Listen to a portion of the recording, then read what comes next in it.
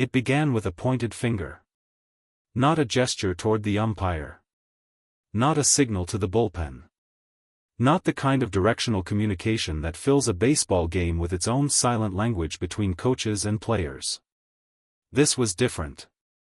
Walt Weiss, manager of the Atlanta Braves, stood at the edge of the dugout steps and pointed directly at Shohei Ohtani, and the words that followed that pointed finger echoed across the field with enough force that nobody within range needed to ask what had just happened.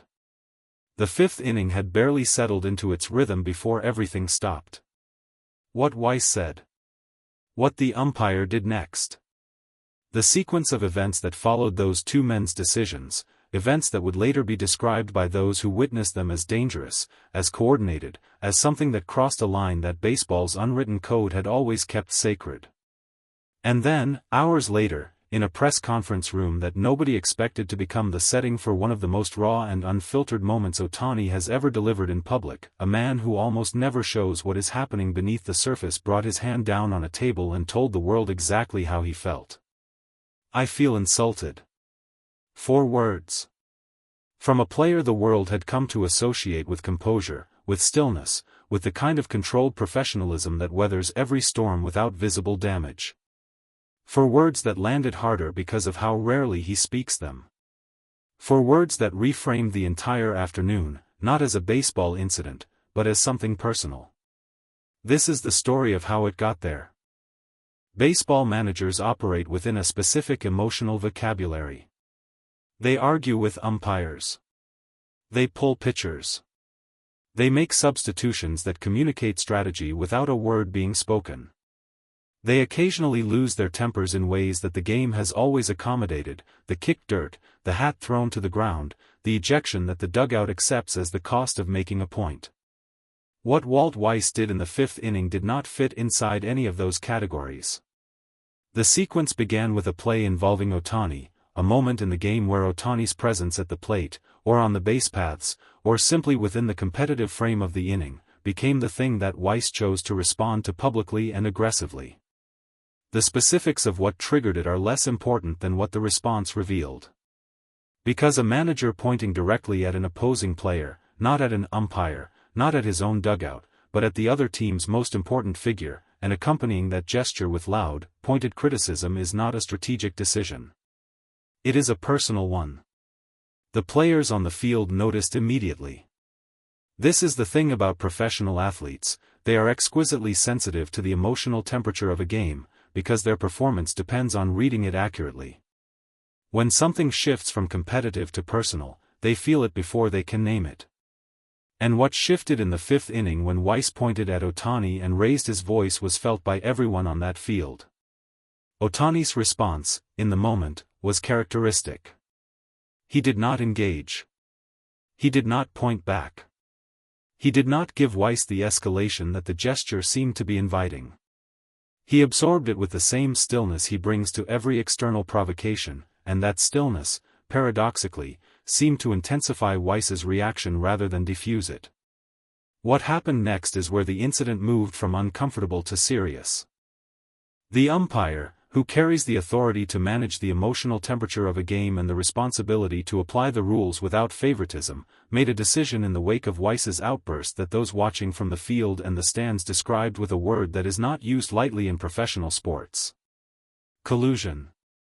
The suggestion, made by players, coaches, and observers in the aftermath, was that the umpire's response to the 5th inning confrontation was not neutral. That the calls or actions that followed Weiss's pointed finger and loud criticism of Ohtani reflected something other than impartial officiating. That in the sequence of events from Weiss's gesture to the umpire's subsequent decisions, there was a coordination that disadvantaged Ohtani in ways that the rulebook does not permit and that the spirit of the game explicitly prohibits. The word dangerous was also used. And this is where the account of those present carries the most weight, because dangerous in the context of a baseball game means something specific. It means a player was exposed to a risk that should not exist on a professional field. It means the protective boundaries that the game maintains around its players, boundaries that exist precisely because baseball involves high-velocity objects and athletic collisions, were compromised. That Ohtani was the player placed in that position, in the immediate wake of a manager publicly targeting him with a pointed finger and a raised voice, did not appear to be coincidental to those watching. The combination of those two things, a manager's public targeting and an umpire's subsequent decisions that witnesses described as coordinated and dangerous, is what transformed the fifth inning from a heated moment into an incident that required a response beyond the field. Hours later, Ohtani sat in front of microphones and cameras in a press conference setting that is normally one of the most controlled environments in his public life. Ohtani's press conferences follow a recognizable pattern. He is thoughtful. He is measured. He gives answers that are complete without being excessive. He does not perform emotion for the camera, and he does not conceal it so completely that he seems robotic. He occupies a careful middle space that communicates professionalism without removing the human being from the frame. None of that was fully available to him in the moments following what had happened in the fifth inning. The question came, about the incident, about Weiss, about what had occurred on the field, and Ohtani paused in the way he pauses when he is not searching for words but deciding which words to use. And then, in a motion that reporters in that room said they had never seen from him before, his hand came down on the table. Not violently. Not in a way that suggested he had lost control of himself. But with a force and a deliberateness that communicated something his words were simultaneously confirming. "I feel insulted." The room responded to it the way rooms respond to unexpected honesty from people who are not known for unexpected honesty, with a stillness that is different from silence. An attentive, absorbing stillness. Because what Ohtani was expressing was not a complaint about a call or a frustration with a game's outcome. He was describing something that had happened to him as a person, not as a player. Insulted. Not disadvantaged. Not treated unfairly by the rules. Insulted, the language of dignity, of the personal register, of a human being responding to having been targeted in a way that he experienced as an attack on something more fundamental than his baseball performance. This from a man whose public emotional range is one of the most carefully maintained in all of professional sports. This from a player who has faced provocations, controversies, and pressures that would destabilize most competitors without ever once placing his hand on a press conference table. The weight of the moment landed because of what it cost him to say it. Walt Weiss is not a young manager operating without experience or self-awareness. He has played the game at the highest level. He has managed it. He understands what the pointed finger at an opposing player means, what it communicates to that player, to both teams, to the umpires, and to everyone watching. He did it anyway. The question that hangs over that decision is not whether it was strategic. It clearly was not, because no strategic calculation produces a benefit from publicly targeting the best player in the opposing lineup. The question is what it reveals about the pressures, the frustrations, and the unspoken dynamics that were present in that game before the fifth inning ever arrived. Managing against Ohtani is a specific kind of challenge.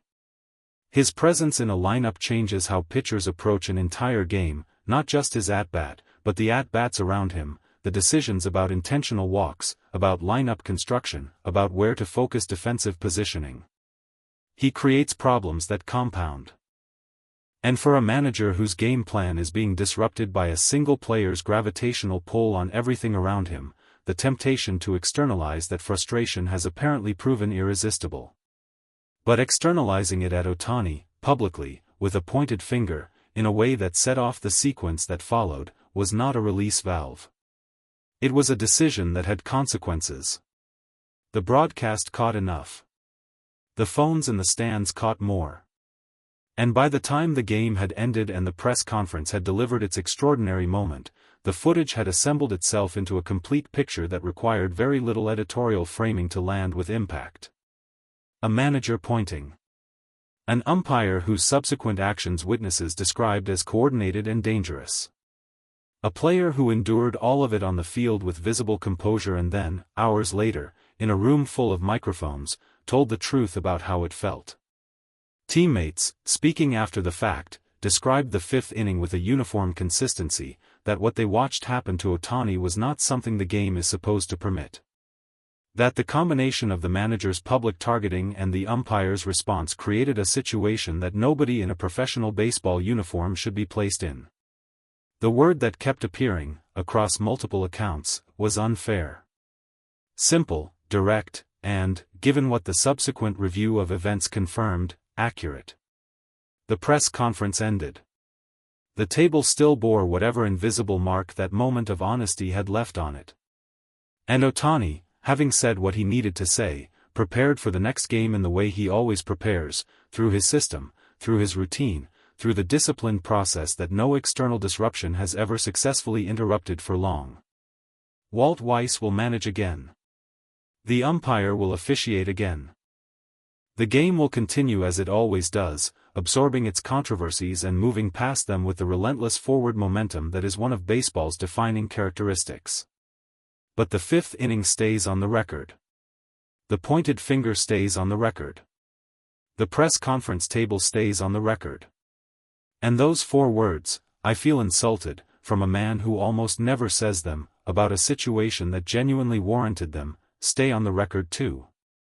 Because some moments, even in a sport that generates hundreds of them every single day, are too honest to be forgotten.